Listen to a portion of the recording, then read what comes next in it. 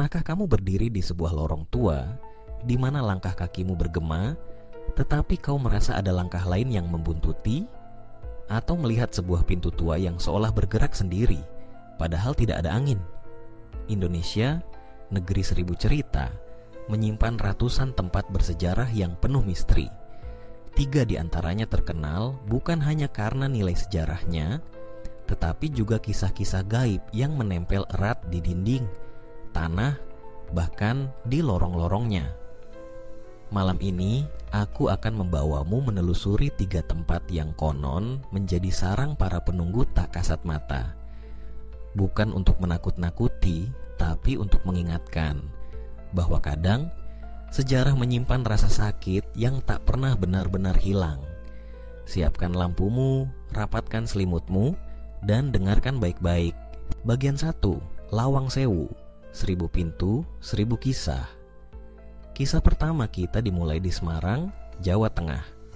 Tepatnya di sebuah bangunan megah bergaya arsitektur Belanda yang dibangun pada awal abad ke-20. Orang-orang menyebutnya Lawang Sewu, yang berarti 1000 pintu. Konon katanya, jumlah pintunya tidak benar-benar 1000. Namun, bagi banyak orang, angka itu hanyalah simbol. Semakin banyak pintu, semakin banyak rahasia yang tersimpan. Lawang Sewu pernah menjadi kantor Nederlands Indische Spoorweg Maatschappij, perusahaan kereta api Belanda. Namun di balik fungsinya sebagai gedung administrasi, sejarah mencatat tragedi kelam pada masa pendudukan Jepang. Di ruang bawah tanahnya, para pejuang Indonesia ditahan, disiksa, bahkan dieksekusi. Bayangkan sejenak, lorong sempit, remang-remang, bau lembab bercampur karat besi. Suara air menetes menggema di antara dinding batu bata. Para tahanan dirantai, dipaksa berjongkok berhari-hari. Bagi mereka, lorong itu bukan sekadar penjara, tetapi pintu ke kematian yang perlahan. Tak heran, banyak pengunjung Lawang Sewu mengaku melihat sosok perempuan Belanda berambut pirang yang kerap muncul di jendela lantai 2. Beberapa mendengar isak tangis lirih di salah satu ruangan, padahal saat itu gedung sudah dikunci. Seorang pemandu wisata bahkan pernah bercerita, suatu malam saat tur terakhir, ada seorang turis yang tiba-tiba menjerit histeris. Katanya, dia melihat bayangan seseorang berdiri di belakang pintu kaca, tapi ketika diperiksa, pintu itu terkunci dari luar. Mitos lain menyebutkan bahwa tangga spiral di sudut bangunan utama menjadi jalur favorit penampakan. Seorang penjaga malam pernah bersumpah, ia mendengar langkah kaki menaiki tangga, padahal saat itu dia sendiri di sana. Ketika dia menoleh, hanya hembusan angin dingin yang menyapa tengkuknya. Di luar cerita mistis, Lawang Sewu kini direstorasi sebagai situs sejarah dan destinasi wisata. Namun bagi sebagian orang, berjalan melewati pintu-pintu besar itu tetap memicu rasa merinding. Konon, semakin dalam kau berjalan, semakin dekat pula kau dengan bisikan masa lalu. Bagian 2, Benteng Pendem, penjara bawah tanah yang beku. Kita pindah ke selatan, ke tepi pantai Cilacap, Jawa Tengah. Tersembunyi di balik rerimbun pohon bakau, berdirilah Benteng Pendem, benteng tua peninggalan Belanda. Namanya sendiri berarti benteng terkubur, karena sebagian besar bangunannya memang terpendam di bawah tanah. Benteng ini dibangun pada abad ke-19 sebagai benteng pertahanan kolonial Belanda dari serangan laut. Namun, di balik dinding batu bata merahnya, Benteng Pendem menyimpan ruang-ruang sempit yang dingin. Konon, beberapa ruangan pernah digunakan sebagai penjara bawah tanah. Jika kau masuk ke lorongnya, suhu tiba-tiba turun beberapa derajat. Seakan angin laut pun enggan menembus dindingnya. Di beberapa bagian ada jeruji tua yang masih berdiri, berkarat, dan di sudut-sudut ruangan kelelawar menggantung di langit-langit basah. Warga sekitar sering memperingatkan para pengunjung untuk tidak berjalan sendirian di malam hari. Bukan hanya karena gelapnya lorong, tapi juga karena cerita tentang penampakan arwah para tahanan. Banyak yang merasa pundaknya disentuh tangan dingin atau mendengar suara rantai diseret perlahan. Seorang warga bercerita, dulu ia sering memancing di dekat benteng ini pada malam hari. Suatu ketika, ia melihat sosok tentara Belanda berjalan terbata, membawa senapan tanpa bayangan. Ketika ia memanggil, sosok itu menoleh dan lenyap begitu saja. Para penjaga pun punya cerita masing-masing. Suwito, salah satu penjaga senior, pernah tertidur di pos jaga benteng pendem. Sekitar pukul 2 dini hari, ia terbangun karena mendengar suara langkah berat mendekat. Dalam setengah sadar, ia mengira ada pengunjung yang tersesat. Namun ketika ia buka pintu pos jaga, hanya gelap dan kabut tipis. Tak ada siapapun, hanya suara detak jantungnya sendiri yang memecah sunyi.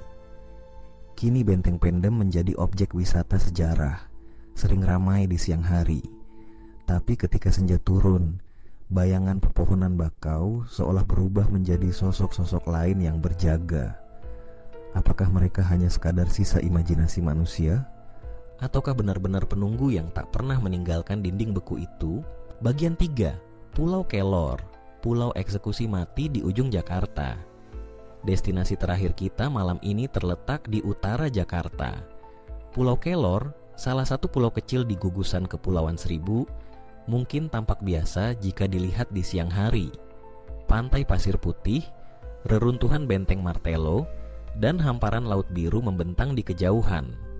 Namun, di balik keindahannya, Pulau Kelor punya sejarah kelam.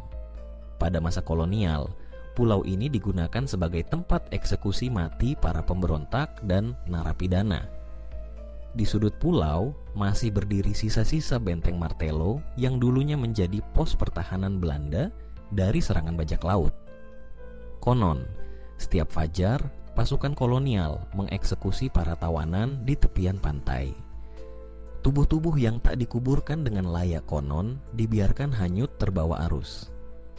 Cerita nelayan yang sering singgah pun menambah misteri Pulau Kelor. Beberapa di antaranya mengaku melihat bayangan putih berjalan di tepi pantai, padahal tak ada siapapun di sana. Kadang terdengar suara rantai diseret, diiringi angin laut yang mendadak berhenti. Mereka bilang, kalau kau berkemah di sana, jangan berani melanggar kesunyian. Hargailah tanah yang pernah menelan jeritan para pemberontak. Ada sebuah kisah populer di kalangan penyedia tur ke Pulau Kelor. Suatu malam, sekelompok anak muda nekat camping di sana. Mereka tertawa, bernyanyi, membuat api unggun di dekat reruntuhan benteng. Malam semakin larut, angin laut tiba-tiba terhenti. Salah satu dari mereka, sebut saja Rudi, merasa lehernya gatal seperti dililit tali. Ia pikir hanya nyamuk, tapi makin lama rasa sakit makin nyata, seperti dicekik. Ketika teman-temannya menyalakan senter, mereka melihat jejak merah melintang di leher Rudi, persis seperti bekas jerat tali gantung. Mereka pun segera meninggalkan pulau, menunggu perahu jemputan sebelum fajar. Sejak malam itu, Rudi bersumpah tak akan lagi meremehkan cerita orang tua tentang penunggu Pulau Kelor. 3 tempat, 3 sejarah kelam, dan ribuan kisah yang membayang di setiap lorong, dinding, dan angin malam. Bagi mereka yang percaya, ini adalah pengingat. Di balik keindahan dan kemegahan bangunan tua, ada luka masa lalu yang masih tertinggal. Bagi yang tak percaya, anggaplah ini sekadar kisah yang menambah rasa kagummu pada betapa luasnya misteri Indonesia. Tapi sebelum kau tidur malam ini, coba ingat-ingat. Pernahkah kau berjalan sendirian di lorong sepi, lalu merasa seperti ada yang memperhatikanmu?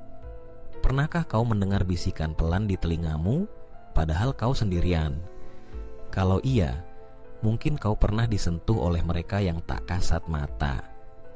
Jangan lupa, kalau suatu hari kau berkunjung ke Lawang Sewu, Benteng Pendem, atau Pulau Kelor, berdoalah, sapa penunggunya dengan hormat.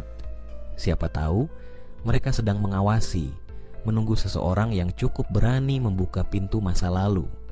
Selamat malam, semoga mimpimu tak diganggu bisikan lorong gelap.